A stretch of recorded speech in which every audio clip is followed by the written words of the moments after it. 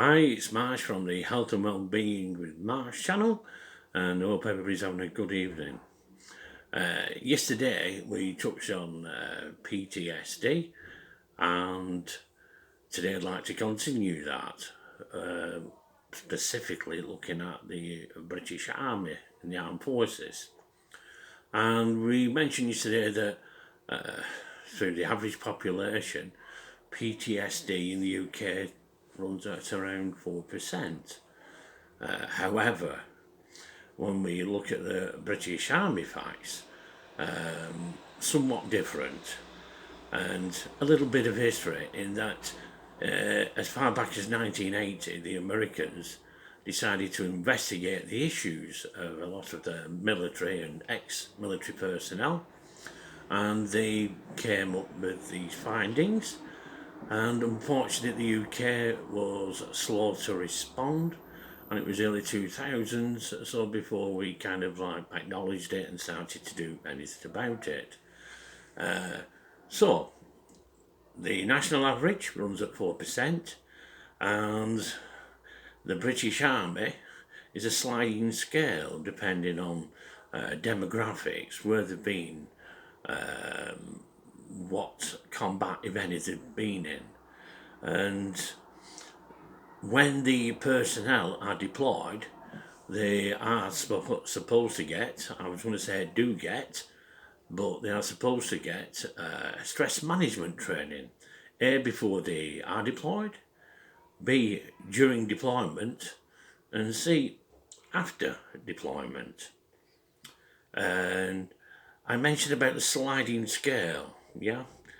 On an average, and at that time, I think it was 2000 to 2006, it was being noted, say, up to 6%.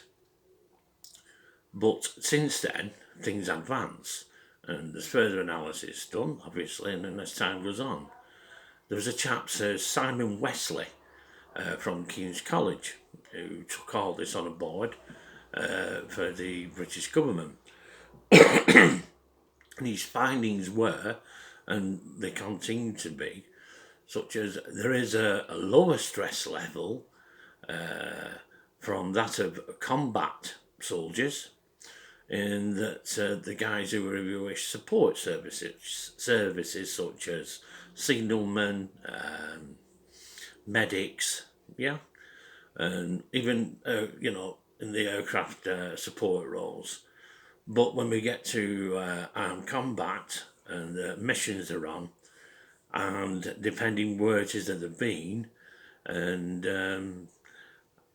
Iraq and Afghanistan, if you've served time there, or even indeed if it is that you've only been in support in those areas, then the levels come back completely different. Now, there is support, allegedly. Well, no, that's wrong to say allegedly. There is support. There are numbers given where you can ring 24/7, yeah, or any day of the week. And there are NHS hospitals who do support this. However, not all hospitals support it, so it depends kind of like where you live. And there are issues there of, when I say 24/7, you will get people saying they can never get through. Indeed, one chap I spoke to this morning was telling me that it took him 2 years, yeah, to get an appointment through the NHS for someone to look at his condition. And I won't go into the therapies too much, but one of the therapies is that I think it's called watch and listen. So whereas you go along and you say what the issues are, and then they invite you back, say 4 weeks later, to see if it is that things have changed, got better, how you're handling it, blah blah blah. Unfortunately, 4 weeks for most people is like straight down the line. Anyway, there were studies done, and it was found that around 6% of the support staff or support personnel, were suffering with PTSD. And that went all the way up to something like, well, I have got the figures, to over 9%. That was at that time, yeah. And then there were separate analysis done, whereas ex-service men were analysed at that time, and then the figures changed from 5.7% for support personnel, which when you think about it, as opposed to 4%, it's like near enough a 30% increase, both small figures, relatively speaking, but for these are not just stats, they are people, and that went up all the way up to over 17% at that time under the analysis they were doing of what were identified with PTSD. And along with that, you got other issues such as people going homeless, drug and alcohol abuse. Interestingly enough, the last figure I saw was that the alcohol abuse had come down from 15% to 10%. However, there's always these mitigating facts. Many folks, unfortunately, go off radar, for whatever reason. They don't like asking for help, or they just disappear completely, so you can't get a true picture of the analysis. How many people do we see dotted around the streets and they're in hardship? And one of the things they are looking at is long-term support. Anyway, those who leave, or how should I say, those who have left and those still, the ex-servicemen and those still within the forces, a recent survey was done, and that was over, they had 8,000 people who were interviewed. So both who were gone and both who'd stayed or currently doing. And that, quite surprisingly enough, went up to 18.8% for people who have left. Over the years, that has gone up to 18.8% for the service roles. Right? So I suppose it depends how much someone's wired to what they're doing. Even though they're in a support service, I suppose if you're supporting in Afghanistan and Iraq, they're your own guard, if you wish, in your mind, mentally 24/7 until the day you get out of there, you get your leave. So over the years, they've been prone, and it's gone to 18.8%. People who have been, ex-servicemen have been in combat, fighting, that's 30.7%, yeah? So the big rise from when they first leave to how things are now.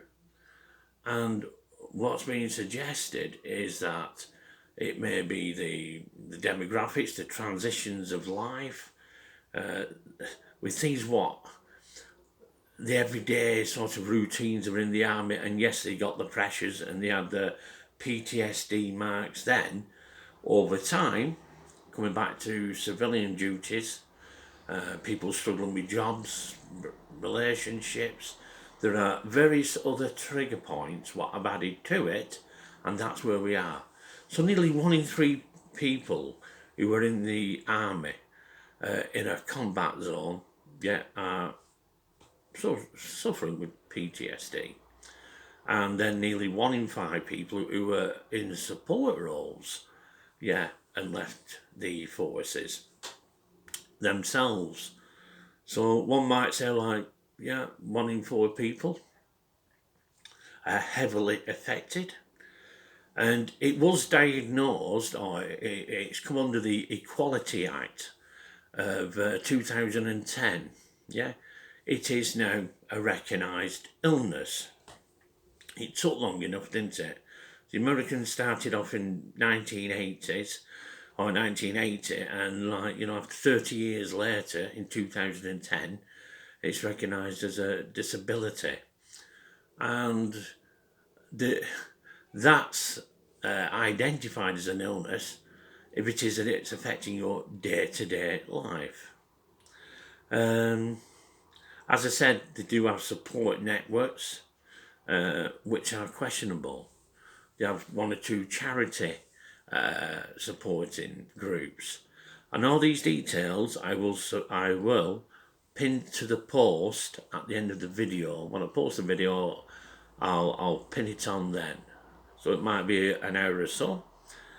As I said, and all these details were compiled over 8,000 interviews, and indeed they've been published in the British Journal of Psychiatry, which is good to know, you know, that the findings have been put down in black and white. So when you think of a situation, you know, a lot of these issues occur, some are during the day, the mood swings and the other trigger points which are added to what they've already gone through. But when you think, what must it be like for some of these armed forces lads who, if you wish, well, they put their lives, on the line for us, and I, for one, fully support that they should be getting much more help, and especially further down the line, as these figures are increasing, there should be more support. We are all made of different things and different DNA. We all handle different stresses.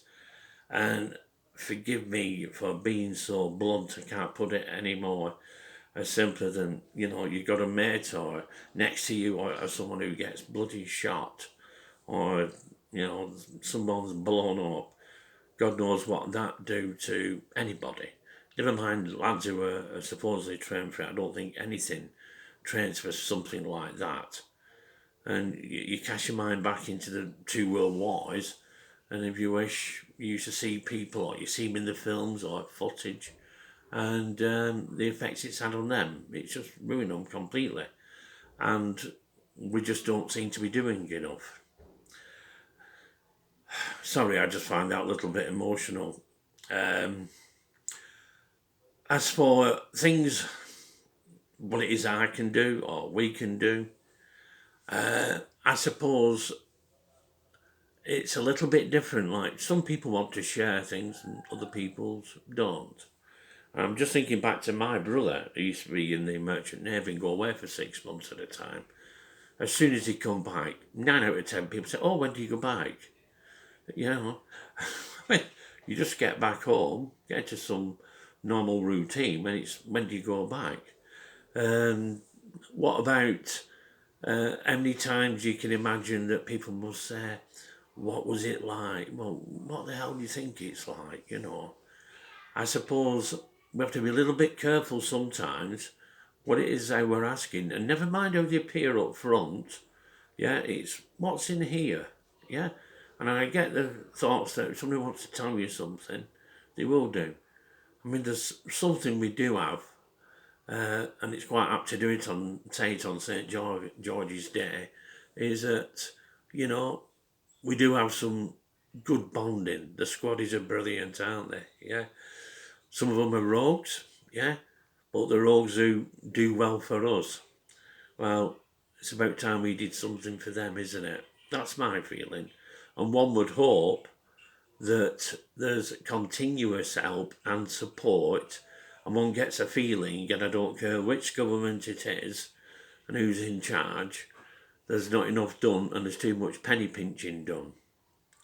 And we should be helping these chaps.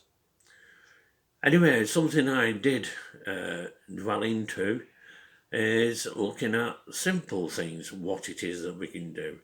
For instance, food. What foods are good for these chaps struggling? Or I'm saying lads, these days it's the girls and the lads. Anyway, I found that blueberries are extremely good for people who are struggling with this condition. they increase the serotonin in the brain. Yeah, it's one massive help. And dairy products, cheese and milk, is another great help. Rich in amino acids called tyrosine, and this helps you with the increased energy and alertness. Chamomile tea, or chamomile tea, I should say, that helps to fight the stress, helps the mood swings, yeah, keeps somebody calm, relaxed, as best as they can.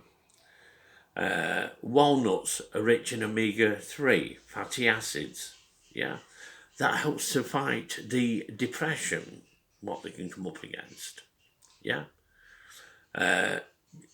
Gotta say, green vegetables, specific ones, such as spinach and kale, which are rich in folic acid, and other foods rich in folic acid would include nuts, sprouts, and oranges. And they actually help fight the depression as well. Something simple like that. I'm not saying everybody's going to like all them. I'm not saying, you know, it's going to cure, but it will help manage and curb some of the issues. And it was found that if people can eat those types of foods and drinks, it does have an effect. It's been shown in the studies. It will help. What doesn't help is that these things taking so long to be looked at and treated. Yeah. So I would say for now that's the only thing I'm going to talk about, and I would hope that you like and subscribe to the channel. I don't think we'll be completely done with this, and maybe we tackle it off the next lot of information that we receive. It was an eye-opener, and I, for one, extremely thankful that we've got, you know, a British Army and what they do. So thank you, and it's a good night from Berlin. I wish you all well. Keep safe. Fight the fight. And anybody who's struggling with anything of PTSD, yeah, we're thinking of you. You're not on your own, yeah. We can help.